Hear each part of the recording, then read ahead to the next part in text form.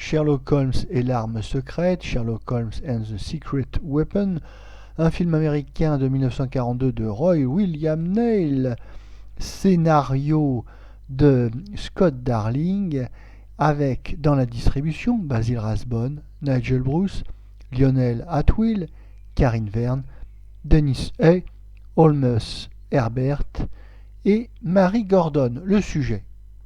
Pendant la Seconde Guerre mondiale, Sherlock Holmes favorise la fuite de l'inventeur d'un viseur de bombardier novateur et le protège des Allemands qui le recherchent.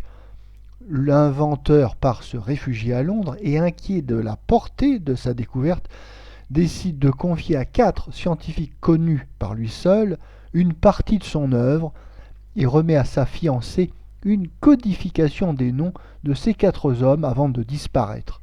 Sherlock Holmes se met à sa recherche et très vite comprend que l'immonde Moriarty est sur les traces des 4 scientifiques. Notre avis. Cet épisode est le 4e de la série de 14 tournée par la Universal durant les années 40 et c'est le premier réalisé par William Neill qui en réalisera 11 sur 14. Alors le style de William Neill convient tout à fait à cette série de films B. Il accélère le montage, il a une mise en scène dynamique, mais dans le cas précis de l'arme secrète, il ne peut sauver le film de la très grande médiocrité du scénario. En effet, le film n'a qu'un lointain rapport avec la nouvelle de Arthur Conan Doyle dont il s'inspire, à savoir The Dancing Man.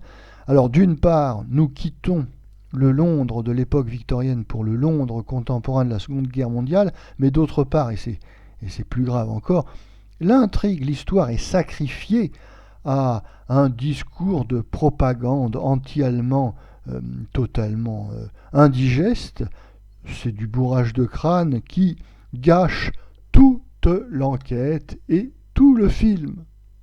Les trop nombreuses invraisemblances du récit ne permettent pas aux spectateurs réellement de s'intéresser à cette histoire rocambolesque, et c'est bien dommage, car le film, bien que de série B, bénéficie d'un budget honnête et bénéficie de tous les avantages du film de studio, avec de bons décors, de bons costumes, mais tout cela est gâché par la médiocrité de l'histoire.